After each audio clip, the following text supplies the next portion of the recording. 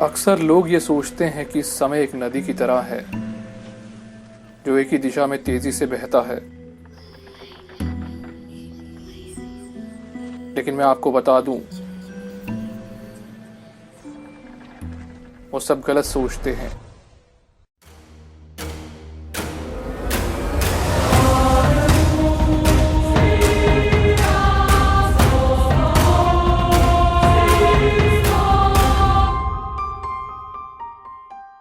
दोस्तों, आज हम बात करने वाले हैं 2010 में आई हुई एक बेहतरीन fantasy movie Prince of Persia the Sands of time के बारे में, जिसे डायरेक्ट किया था माइक न्यूएल ने,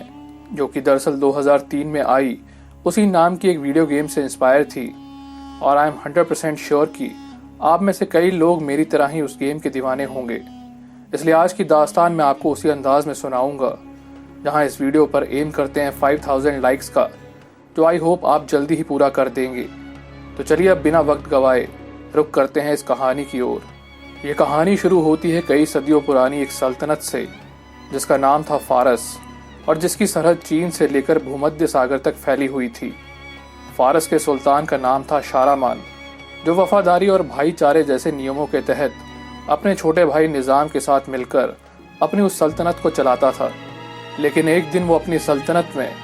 उन्हीं नियमों का उल्लंघन होते हुए भी देखता है जब उसके अपने ही सिपाही एक लावारिस बच्चे को उसके रास्ते में आने की वजह से पीटना शुरू करते हैं। जहां इसी बीच हम पहली बार दास्तान नामक एक अनाथ बच्चे को भी देखते हैं, जो उसे बचाने के लिए उन सिपाहियों से भिड़ जाता है और अपनी सूझबूझ के चलते उन सभी को एक के बाद एक धूल चटाते हुए दिखाई देता है। जहां उसका ये कारनामा देख सुल्तान उसकी बहादुरी पर कायल होते हुए उसे गोद लेने का फैसला करता है। हालांकि सुल्तान के अपने 2 बेटे थे, लेकिन फिर भी वो उस लावारिस को अपना नाम देता है। जहां उसका ऐसा करना आने वाले वक्त में उसके साथ साथ फारस की किस्मत को भी बदल कर रख देने वाला था, जिसके चलते उस घटना के कई सालों बाद फारसी लश्कर अपनी हुकूमत का दायरा बढ़ाने के लिए अलमत नामक एक पाक शहर पहुंचता है।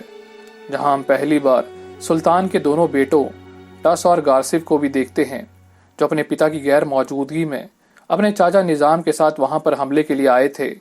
और इस बात से बेखबर हम एक बार फिर से दास्तान को देखते हैं, जो वक्त के साथ बदलकर एक नौजवान शहजादे में तब्दील हो चुका था, और जो अपने भाइयों का हुक्म मिलते ही फौरन उनके पास पहुंचता है। जहां निज़ाम उन सभी को अलमत के काफिले से पकड़े गए कुछ हथियार दिखाता है, जिन्हें देखते उन सभी को यकीन हो जाता है कि अलमत उनके दुश्मनों को हथियार बेचकर उनके साथ बगावत पर उतर आया है। जिसके चलते टस अपने छोटे भाई गारसिफ को हमले की अगुवाई के लिए चुनता है। जहां रात होते ही वो अपनी टुकड़ी के साथ अलमत पर चढ़ाई कर देते हैं। लेकिन वहीं दूसरी ओर हम दास्तान को भी देखते हैं, जो चुपके से अपनी टोली के साथ मिलकर महल के पिछले द्वार से दाखिल होते हुए दिखाई देता है।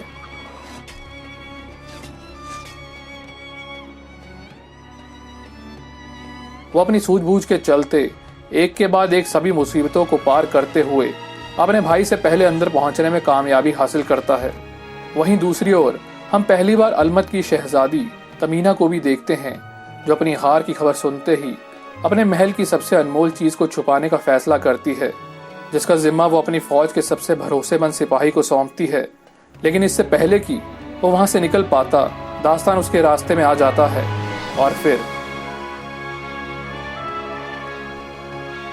अब जैसे ही दास्तान की नजर उस पर पड़ती है, तो वो देखता है कि वो कुछ और नहीं बल्कि मोतियों से जड़ा हुआ महज एक खंजर था। वहीं दूसरी ओर हम उसके दोनों भाइयों को भी अपनी फौज के साथ तमीना के महल में दाखिल होता हुआ देखते हैं। जहां उसकी खूबसूरती को देख टस उसके सामने शादी का प्रस्ताव रखता है, जिसे सुन तमीना पहले तो उसे साफ इनकार कर देती है। लेकिन जैसे उसकी नजर वहां पर खड़े हुए दास्तान पर जाती है, वो फौरन शादी के लिए हामी भर देती है। जहां अपनी इस दोहरी जीत का पूरा श्रेय टस अपने भाई दास्तान को देता है। लेकिन इसी बीच उसकी नजर भी उसी रहस्यमयी खंजर पर जाती है, जिसकी खूबसूरती देख वो दास्तान से उसे देने की मांग करता है। और इससे पहले कि वो उसे ले पाता, हम निज़ाम को वहां पर आता हुआ देखते हैं, जो उन्हें बताता है कि सुल्तान जल्द से जल्द उनसे मिलना चाहता है। और ये खबर सुनते ही टस जैसे अपने पिता से मिलने पहुंचता है, तो बजाय खुश होने के सुल्तान उसे ये कहकर धुतकारता है कि उसने सुल्तान बनने की चाहत में एक पाक शहर को तबाह कर डाला। अब अपने पिता के मुंह से ऐसी बातें सुनकर उसे एक बहुत बड़ा झटका लगता है और खुद को साबित करने के लिए वो शहर के खुफिया ठिकानों में जाने का फैसला करता है, जहां अपनी गैर मौजूदगी में वो सुल्तान का गुस्सा शांत करने के लिए दास्तान को शहजादी तमीना के साथ साथ उसकी तरफ से एक खूबसूरत लिबास तोहफे में देने की बात कहता है। और हम देखते हैं कि दास्तान उसकी ये इच्छा पूरी करते हुए उन दोनों के साथ शाम की महफिल में शरीक होता है, जहां वो सुल्तान को वो शाही लिबास पहनाते हुए उनसे अपने भाई की तरफ से माफ़ी मांगता है और दोनों मुल्कों में अमन कायम करने के लिए शहजादी तमीना को अपने परिवार में शामिल करने का सुझाव रखता है, जिसे सुन सुल्तान को भी उसकी ये बात बेहद पसंद आती है और वह फौरन तमीना का निकाह दास्तान से करने का ऐलान करता है, जहां उसके ऐसा करते ही अचानक उस शाही लिबास से एक अजीब सा धुआं उठने लगता है और देखते ही देखते सुल्तान की कुछ ही पलों में सबके सामने मृत्यु हो जाती है, जिसे देख वहां खड़ा गारसिब गुस्से से भर जाता है और फौरन अपने भाई को बंदी बनाने का फरमान जारी करता है। लेकिन इससे पहले कि वो उसे पकड़ पाते, तमीना उसे अपने साथ लेकर महल से नीचे कूद जाती है, जहां दोनों बड़ी ही चालाकी से वहां से बच निकलने में कामयाबी हासिल करते हैं। वहीं दूसरी ओर हम एक बार फिर से टस को देखते हैं, जो अपने पिता की खबर मिलते ही दास्तान को पकड़ने के लिए उसे एक भगोड़ा घोषित कर देता है, जहां इस बात से बेखबर वो दोनों रात बिताने के लिए शहर के बाहर पहुंचते हैं और दास्तान की शक की सुई अपने बड़े भाई टस पर आकर रुकती है, जो लिबास देकर उस शहर से गायब हो चुका था। अब ये सब देख तमीना उसे हौसला देने के लिए उसके करीब आती है, लेकिन तभी अचानक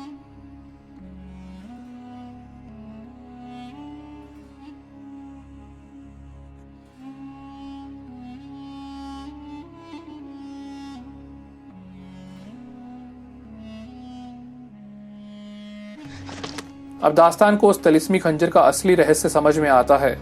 जो कि दरअसल उसमें मौजूद एक जादुई रेत की बदौलत इंसान को वक्त में पीछे भेजने की काबिलियत रखता था। और शायद इसलिए ही कुछ दिन पहले टस ने उस जादुई खंजर की मांग भी की थी, जिसकी बदौलत वो वक्त में पीछे जाकर आने वाले समय में अपने पिता से भी बड़ा सुल्तान बन सकता था। वहीं दूसरी ओर हम टस को भी देखते हैं, जो अपने पिता के मरते ही फारस का नया सुल्तान बन चुका था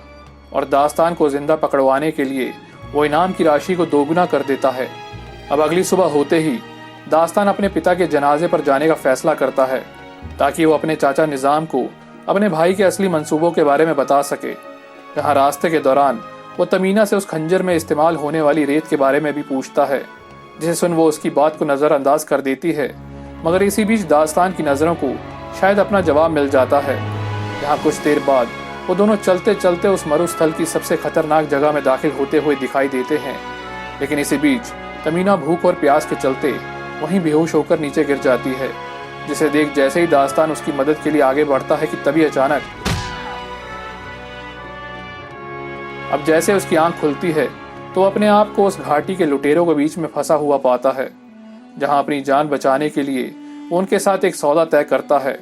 और हम देखते हैं कि वो लोग रास्ते में जा रही तमीना को घेर कर उसे बंदी बना लेते हैं, जिसे देख गिरोह का मुखिया शेख इस सौदे से बेहद खुश होता है और वो उन दोनों को अपने कबीले में लेकर वापस पहुंचता है। जहां इसी बीच दास्तान इस मौके का फायदा उठाते हुए तमीना के गले से वो लॉकेट निकाल लेता है, जिसमें दरअसल कुछ और नहीं बल्कि वही जादुई रेत मौजूद थी, जिसे देख तमीना उसे रोकने की बहुत कोशिश करती है, मगर वो उसकी एक न सुनते हुए शेख के साथ उसके जश्न में शामिल होने चल देता है। जहां बातों बातों में उसे पता चलता है कि दरअसल शेख फारसी हुकूमत से बचने के लिए उस घाटी में जानबूझकर अपनी दहशत फैला रहा था, ताकि उसकी आड़ में वो अपने गैर कानूनी धंधों को आसानी से चला सके, जिनमें से एक था शतुरमुर्ग की दौड़, जिसे देखने के लिए हजारों लोग मुंह मांगी कीमत अदा करते थे। जहां उनके मनोरंजन के लिए उसे तमीना जैसे गुलामों की बेहद ज़रूरत थी। और जब वो उसके बारे में दास्तान से पूछता है तो वो उसे एक झूठी कहानी बताकर वहां से निकलने की कोशिश करते हुए दिखाई देता है, जिसे देख वो समझ जाता है कि वो कोई और नहीं बल्कि वही भगोड़ा शहजादा है, जिसके सुल्तान भाई ने उस पर ढेर सारा इनाम रखा है। अब खुद को मौत के मुंह में फंसा हुआ देख वो जैसे ही वहां से भागने की कोशिश करता है कि तभी अचानक जहां इसी बीच तमीना की नजर उस खंजर पर पड़ती है और हम देखते हैं कि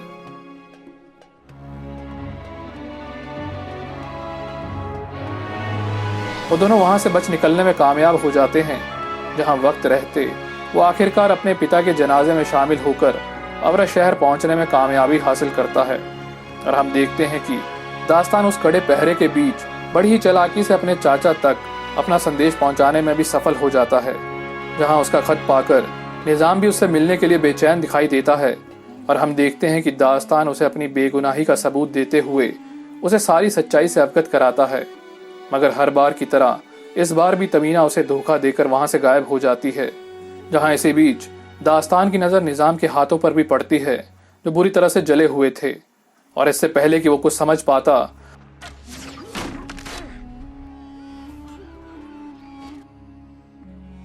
लेकिन वो हर बार की तरह इस बार भी वहां से बच निकलने में कामयाब हो जाता है, जिसके चलते निज़ाम अब अपने नए सुल्तान को ये सूचना देता है कि दास्तान उसकी हत्या करने के इरादे से वहां आया था। जहां ये खबर सुनते ही टस की चिंताएं और बढ़ जाती हैं, जिसे दूर करने के लिए निज़ाम हसासिन नामक एक गिरोह से मिलने पहुंचता है,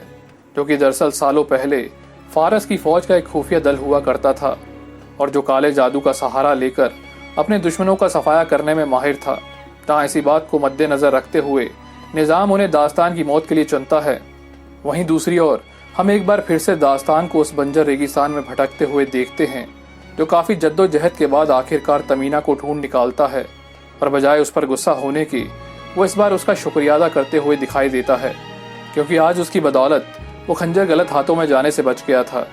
अब उसके मुंह से ऐसी बातें सुनकर तमीना पहली बार उस पर भरोसा करते हुए उसे खंजर की असलियत बताती है। जहाँ कई सदियों पहले इंसान के बढ़ते हुए पापों के कारण देवताओं ने पूरी दुनिया को रेत में तब्दील करना शुरू कर दिया था, और उनका ये कहर देखकर जब एक मासूम बच्ची ने उनसे इंसाफ की भीख मांगी तो उन्होंने उस तूफान को रोकते हुए उसे एक रेत की घड़ी में बंद कर दिया, जो आज भी अलमत की पाक जमीन के नीचे मौजूद है। साथ ही वो उसे बताती है कि देवताओं ने उस लड़की को एक जादुई खंजर देकर उसे घड़ी का पहला निगहबान बना दिया था, जहाँ उसी खंजर की बदौलत उस वक्त की रेत को घड़ी से निकाला जा सकता है। और तब से लेकर आज तक उस लड़की के वंशज आज भी उन दोनों चीज़ों की रखवाली करते आ रहे हैं। अब उसकी ये कहानी सुनकर दास्तान को अपने पिता का वो किस्सा याद आ जाता है, जब सुल्तान अपने भाई निज़ाम के साथ बचपन में शिकार खेलने गए थे और कैसे उसके चाचा ने एक शेर के हमले से उसके पिता की जान बचाई थी। और ये सब याद आते ही दास्तान को अब पूरी कहानी समझ में आ जाती है। यानी इस षड्यंत्र का असली जिम्मेदार कोई और नहीं बल्कि निज़ाम ही था, जिसने सत्ता के लालच में आकर अलमत जैसे पाक शहर पर हमला करवाया था,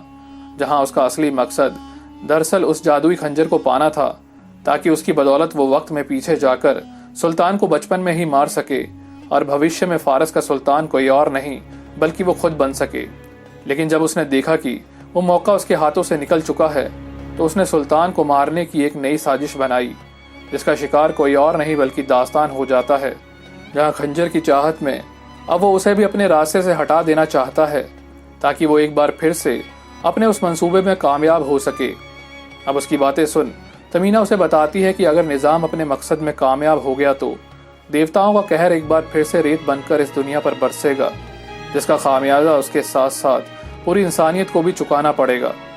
जहाँ इससे बचने के लिए उन्हें खंजर को उसी मंदिर में छिपाना होगा जहाँ से उसकी खोज हुई थी। अब उसकी बातें सुन दास्तान अपने मकसद को भुलाकर इंसानियत को बचाने के लिए निकल पड़ता है। जहाँ सफ़र के दौरान उनका सामना एक बार फिर से शेख और उसके आदमियों से होता है, जो उन्हें बंदी बनाकर अपने नुकसान की भरपाई के लिए उन्हें सुल्तान के पास लेकर चल देते हैं। मगर रात होते ही दास्तान एक बार फिर से उस खंजर की बदौलत सबकी जान बचाने में कामयाब हो जाता है। अब अगली सुबह होते ही वो दोनों शेख और उसके आदमियों को सारी सच्चाई बताते हुए उनके साथ मंदिर की ओर रवाना हो जाते हैं। जहां इसी बीच हम एक बार फिर से गारसिफ को देखते हैं, जो अपनी फौज के साथ उनका पीछा करते हुए दिखाई देता है, जिसकी भनक उसके साथ साथ हासासिन वालों को भी लग जाती है और दोनों अपने शिकार तक पहुंचने की एक दौड़ में जुट जाते हैं। वहीं दूसरी ओर दास्तान और उसके साथी कई मीलों तक चलने के बाद आखिरकार उस मंदिर तक पहुंच जाते हैं। और जैसे तमीना उस खंजर को लेकर अंदर पहुंचती है कि तभी अचानक उसकी नज़र वहां पड़ी हुई एक लाश पर पड़ती है, जो कि दरअसल उस मंदिर के एक पहरेदार की थी और जो हासासिन के हमले का शिकार हो चुका था। अब ये सब देख तमीना जैसे ही खंजर को छिपाने के लिए आगे बढ़ती है कि तभी अचानक गारसिफ और उसके सिपाही वहां आकर उन सभी को बंदी बना लेते हैं। और मंदिर में बिखरी हुई लाशों को देख गारसिफ का शक दास्तान के लिए और गहरा हो जाता है, मगर वो उसे सारी सच्चाई बताते हुए निज़ाम की असलियत उसके सामने लाकर रख देता है। और इससे पहले कि वो उसे इंसाफ दिला पाता, वो खुद हासासिन के हमले का शिकार हो जाता है, जो वहां आकर एक के बाद एक लाशों का ढेर लगाना शुरू कर देते हैं, जिसके चलते वो दोनों एक बार फिर से उस मंदिर में जाकर खंजर को छिपाने का प्रयास करते हैं। लेकिन इससे पहले कि वो उसे छिपा पाते कि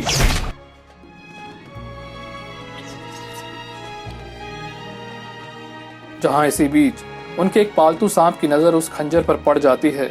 जहां उसके ऐसा करते ही सभी हत्यारे हवा की धूल की तरह वहां से गायब हो जाते हैं। और उनके वहां से जाते ही वो दोनों आने वाले वक्त के लिए और चिंतित दिखाई देते हैं। जहां इसी बीच हम एक बार फिर से निजाम को देखते हैं, जो आखिरकार अपनी मंजिल की पहली सीढ़ी चढ़ चुका था। और उसे रोकने के लिए दास्तान और उसके साथी एक बार फिर से अलमद शहर के लिए रवाना होते हैं। जहां पहुंचते ही उन्हें पता चलता है कि निजाम ने वो खंजर महल के सबसे ऊंचे मंदिर में छिपा कर रखा है। अब ये सुनते ही शेख का सबसे वफादार नौकर, जो हथियार चलाने में उनकी तरह ही माहिर था, खंजर को वापस लाने का वादा करते हुए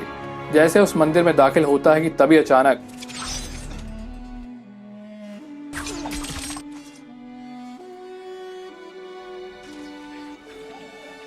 और हम देखते हैं कि वो उसे मार गिराने में सफल हो जाता है। लेकिन इस जीत की कीमत उसे अपनी जान देकर चुकानी पड़ती है। और इससे पहले कि फारसी सेना उसे बंदी बनाती, वो अपना वादा पूरा करने में कामयाब हो जाता है।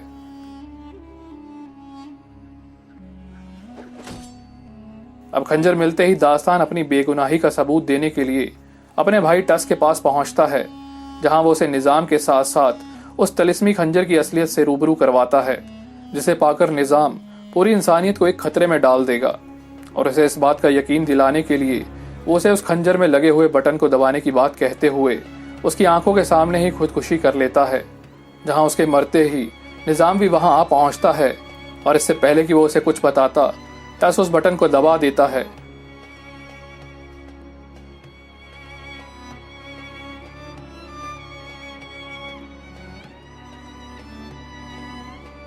वो इस बार उसे मरने से बचा लेता है, लेकिन तभी निजाम वहां पर आकर टस को मौत के घाट उतारते हुए एक बार फिर से उस खंजर को हथिया लेता है। और इससे पहले कि दास्तान उसका अगला शिकार बनता, तमीना बीच में आकर उसकी जान बचा लेती है।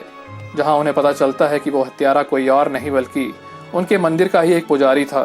जिसकी बदौलत आखिरकार निजाम उस घड़ी को ढूंढ निकालने में कामयाब हो चुका था। और जिसे रोकने के लिए वो दोनों उस महल के खुफिया रास्तों से होते हुए उस घड़ी तक पहुंचने में जुट जाते हैं। लेकिन इससे पहले कि वो वहां तक पहुंच पाते,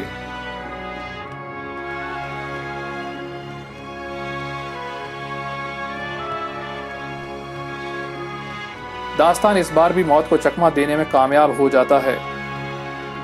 लेकिन इसी बीच वो हत्यारा अचानक से उस पर धावा बोल देता है और इससे पहले कि वो उसे मार पाता, वो खुद मौत के मुंह में जाते हुए दिखाई देता है। जहां पहली बार उन दोनों को एक दूसरे की अहमियत का एहसास होता है और अपने उस रिश्ते के साथ साथ वो इंसानियत को बचाने की दौड़ में जुट जाते हैं। जहां इस बार उनका सामना एक बार फिर से निजाम से होता है, जो उनकी तरह ही उस घड़ी तक पहुंचने में कामयाब हो चुका था। लेकिन इससे पहले कि वो उसे रोक पाते, वो दोनों खुद उसके हमले का शिकार हो जाते हैं।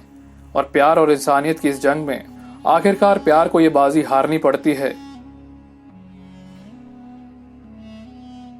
जहां इस मौके का फायदा उठाते हुए निजाम अपनी आखिरी चाल भी चल देता है,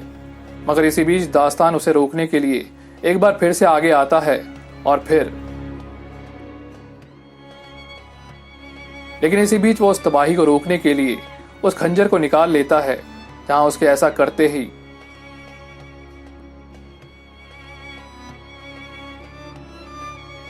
वो खुद को एक बार फिर से उसी जगह पर खड़ा हुआ पाता है जहां से इस कहानी का आगाज हुआ था।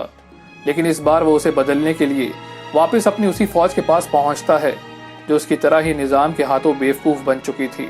जिसके चलते वो उनके साथ साथ अपने दोनों भाइयों को भी उसकी असलियत से रूबरू करवाता है।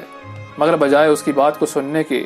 वो सभी उस पर हंसना शुरू कर देते हैं। लेकिन उस हंसी के बीच हम उसके भाई टस को भी देखते हैं, जो शायद ये जानता था कि दास्तान चाहे जैसा भी हो, मगर वो अपनी आवाम से कभी झूठ नहीं बोल सकता, जिसके चलते वो उस जासूस को वहां पेश करने की मांग करता है, जिसके कहने पर उन हथियारों को पकड़ा गया था। और ये सुनते ही निजाम बौखलाते हुए दास्तान पर अपनी तलवार लेकर टूट पड़ता है, जहां वो उसके हमलों से बचते हुए आखिरकार उसे चारों खाने चित कर देता है।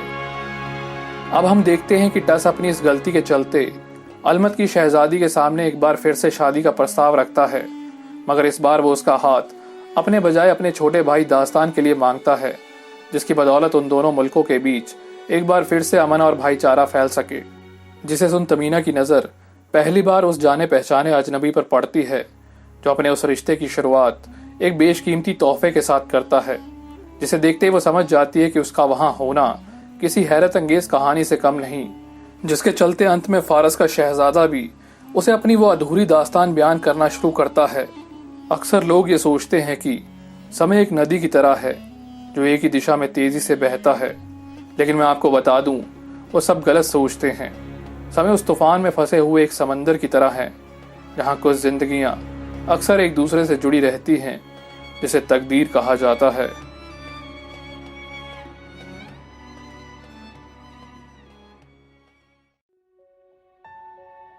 तो दोस्तों, फिल्म हमारे दिलों में एक गहरी छाप छोड़ते हुए प्यार, नफरत और तकदीर की वो अनकही दास्तान सुना जाती है, जो जाते जाते अपने पीछे यही सवाल छोड़ जाती है कि आखिर इस वक्त का असली खेल क्या है। और अगर बात करें कहानी की, तो हम एक ऐसे नौजवान को देखते हैं जो शुरू से ही वक्त के हाथों मजबूर था, मगर एक दिन अपनी हिम्मत के चलते आखिरकार वही वक्त उसे जमीन से उठाकर फलक पर बैठा देता है, जहां उसकी आने वाली जिंदगी बेसब्री से उसका इंतजार कर रही थी। लेकिन इस दुनियादारी के भी अजब खेल हैं दोस्तों, जिसके चलते उसका अपना ही वक्त उसे एक ऐसे मोड़ पर लाकर खड़ा कर देता है, जहां ना चाहते हुए भी वो उसका शिकार बनते हुए दिखाई देता है, और जिसका खामियाजा उसके साथ साथ उसके अपनों को भी चुकाना पड़ता है। और जो कल तक उसके अजीज थे, आज पल भर में ही उसे पराया कर देते हैं। लेकिन दोस्तों, इस दुनिया का एक दस्तूर ये भी है कि जब अपनों का साथ छूट जाए तो इंसान को बचाने उसकी तकदीर आगे आती है, मगर अपने हालातों के चलते वो उसका भी सौदा तय करते हुए नजर आता है, जहां उसका ऐसा करना उसे एक नई मुसीबत में लाकर खड़ा कर देता है। लेकिन अपनी उसी तकदीर के चलते वो वहां से बच निकलने में कामयाब हो जाता है,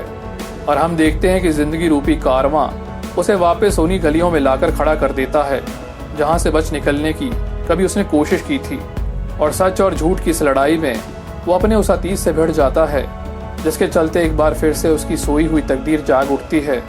और जो कल तक उसके दुश्मन थे, आज उसके सफर में उसके साथ चलते हुए नजर आते हैं, जिनकी बदौलत वो आखिरकार अपनी उस मंजिल तक पहुंचने में कामयाब हो जाता है। और इस बार उसका ये सफर उसे वक्त की दहलीज पर लाकर खड़ा कर देता है, जिसे बदलने की चाहत में उसकी अपनी ही तकदीर उसके हाथों से फिसलते हुए दिखाई देती है। मगर इसके बावजूद भी वो उन चुनौतियों से भिड़ जाता है, और हम देखते हैं कि वो उनका सीना चीरते हुए आखिरकार अपने उस वक्त को बदल कर रख देता है, जहां जिंदगी उसे जीने का एक और मौका देते हुए उसकी मुलाकात एक बार फिर से उसकी खोई हुई तकदीर से करवाती है, जहां अंत में उसका ये सफर हमें यही बता जाता है कि वक्त तो हर वक्त बस चलता ही जाएगा, वो वक्त अब इस वक्त से मिलने ना आएगा। ना ढूंढ उस वक्त को हर वक्त इस वक्त के लिए, ये वक्त भी उस वक्त में मिलता ही जाएगा। इस वक्त की आदत है बेवक्त आने की, इस वक्त को उस वक्त की आगोश में लाया ही जाएगा। वो वक्त भी क्या वक्त था, हर वक्त यही कहता है, वो वक्त भी अब इस वक्त को ये समझा ना पाएगा। वक्त वक्त की बात है बेवक्त कहने की, कोई और वक्त इस वक्त पे फिर आ ही जाएगा। कल उसका था आज तेरा है, कल शायद फिर मेरा होगा। अब तू ही बता ये वक्त आखिर किस किस का होगा।